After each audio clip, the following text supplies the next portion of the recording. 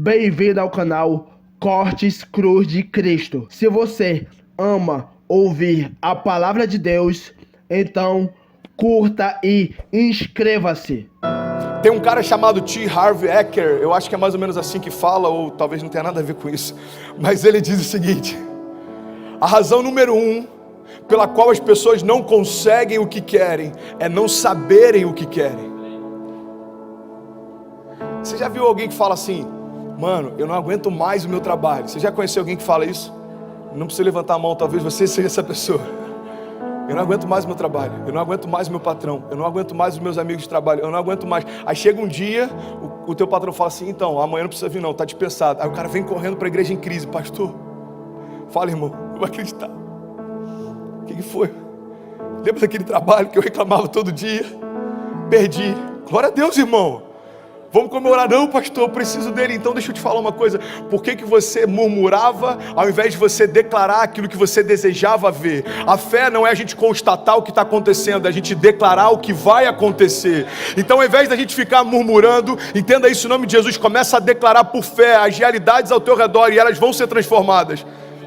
Teu trabalho está ruim, então começa a declarar: mano, meu ambiente de trabalho vai ser transformado. Você começa a orar pelo teu patrão, até pela tua sogra. Irmão, entenda isso, cara. A minha sogra hoje é uma das minhas melhores amigas.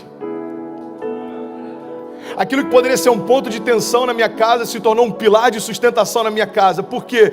Porque não tem a ver com aquilo que me cerca, mas como eu enxergo aquilo que me cerca. E é por isso que eu quero te convidar em nome de Jesus a entender, cara, a razão pela qual a gente não vive muitas coisas é que a gente não sabe para onde a gente quer ir.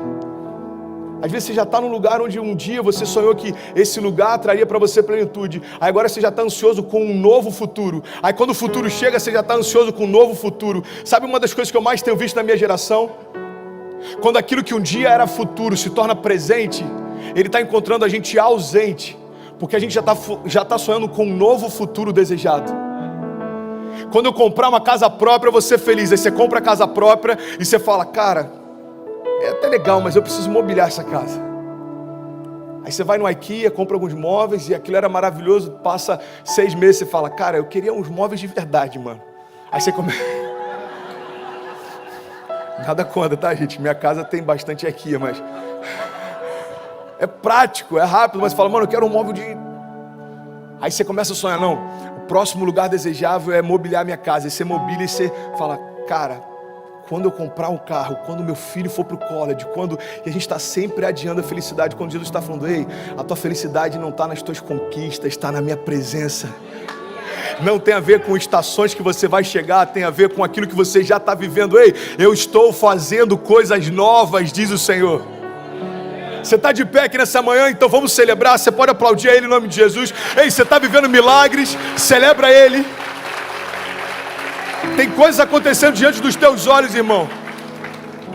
Pastor, mas não está fácil. Irmão, quem disse que seria fácil? Eu quero falar sobre posicionamento, porque o seu posicionamento define os seus limites. Sabe, isso está ligado à tua fé, isso está ligado à tua família, isso está ligado ao teu chamado. O teu posicionamento define os seus limites. Tem uma lenda na Itália, e não que eu já tenha ido para a Itália, mas eu aprendi isso no filme, ok? Netflix também é conhecimento geral. E tem uma lenda na Itália que diz que um homem chegava todos os dias diante de uma imagem de um santo e ficava implorando para ele, falando: por favor, me ajuda a ganhar na loteria. Por favor, me ajuda a ganhar na loteria todos os dias. Aí dava o pôr do sol, ele voltava para casa no dia seguinte de manhã, ele se ajoelhava diante daquela imagem e ficava: por favor, me deixa ganhar na loteria. Até que teve um dia que aquela imagem não aguentava mais, ela tomou vida e falou: pelo amor de Deus, compra um bilhete. Pastor, o que isso tem a ver com a minha história? Eu vou te explicar. Tem milagres que você está esperando que aconteçam, mas você não deu os primeiros passos de fé para que eles se realizem. Tem romper que você está esperando que se manifeste, mas você ainda não deu os primeiros passos de fé para que ele aconteça. Tem momentos, irmão, que a gente está clamando para que Deus mande a chuva, mas a gente nem preparou a terra ainda.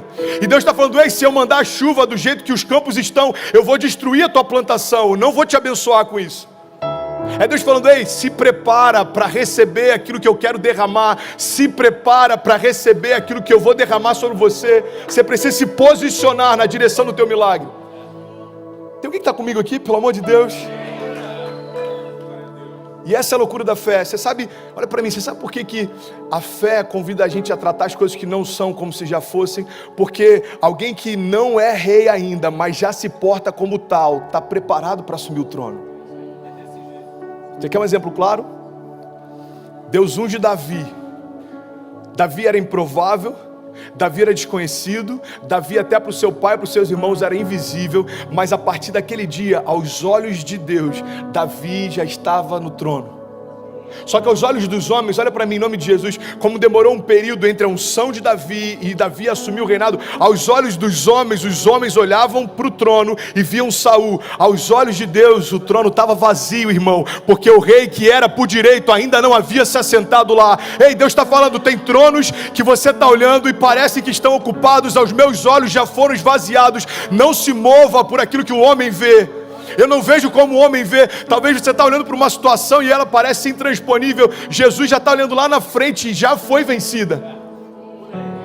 E Ele está falando, ei, você está preocupado por conta dessa crise? Eu conheço o teu futuro. Eu sou aquele que, eu não tenho, entendi isso, irmão. Jesus, Ele não está na eternidade, a eternidade está em Jesus. Então Ele conhece a eternidade passada, a eternidade futura. É por isso que algumas crises para os céus não fazem sentido, porque às vezes uma crise financeira abate a gente, mas Jesus já sabe o que está te esperando na estação seguinte. E Ele está falando para a gente nessa manhã, ei, você está preocupado por conta dessa crise? Filho, eu desenhei a tua história, eu sei aonde você vai, fica tranquilo.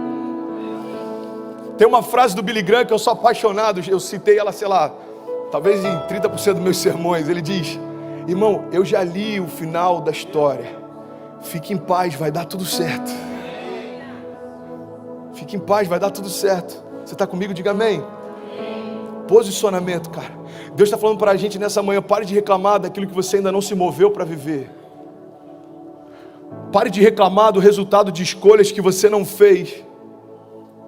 Uma das chaves que eu aprendi com meu sogro no início da minha conversão era o seguinte, ele falava, Dequinho, para você viver a vida que você deseja, você precisa abrir mão da vida que você leva.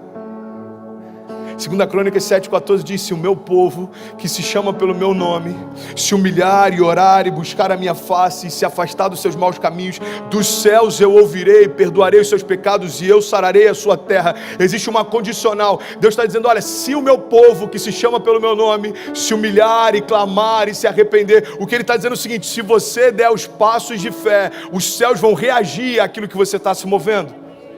Se você se humilhar e clamar e se arrepender, Deus está dizendo, ei, os céus estão prontos para reagir sobre a tua casa, mas a tua casa tem que dar os primeiros passos, irmão. Você tem que reagir. Começa a reagir com a ministração desse pastor aí que está desesperado, tentando fazer você crer naquilo que Deus já depositou sobre você. Você está comigo? Evangelho não tem a ver com conforto. Evangelho tem a ver com propósito. E é por isso que muitas vezes a conta não fecha. Irmão, quem disse que seria fácil? Eu quero te encorajar a você se posicionar na direção do seu destino, na direção do destino que Deus prometeu para você. Nada menos do que isso vai ser aceitável.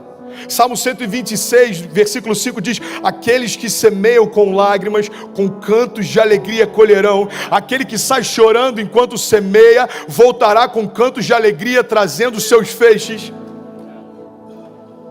Deixa eu liberar uma chave sobre você e guarda isso, cara, em nome de Jesus. Não faça das suas crises o seu devocional. Eu lembro que eu estava conversando com alguém bem próximo da minha família um tempo atrás e ele estava desesperançoso. E eu perguntei, como é que são os seus dias? Como é que começam os seus dias? Acordo, passo um café e vou ver jornal. Quanto tempo você vê o jornal? Vejo 1 hora. Vejo Bom Dia Brasil, vejo Globo News. Eu falei, então, você está fazendo das crises ao teu redor o teu devocional. Você se enche de tanta informação daquilo que está dando errado, que quando você vai para trabalhar, a tua perspectiva é que o mundo está desmoronando. Irmão, entenda, em nome de Jesus, o céu não está em crise. O céu não está em crise. Pastor, a violência está aumentando cada vez mais. Pastor, as escolas estão cada vez mais perigosas. Ei, irmão, o céu não está em crise. Ou as realidades do céu invadem a tua casa, ou então os seus olhos vão ditar até onde você pode ir.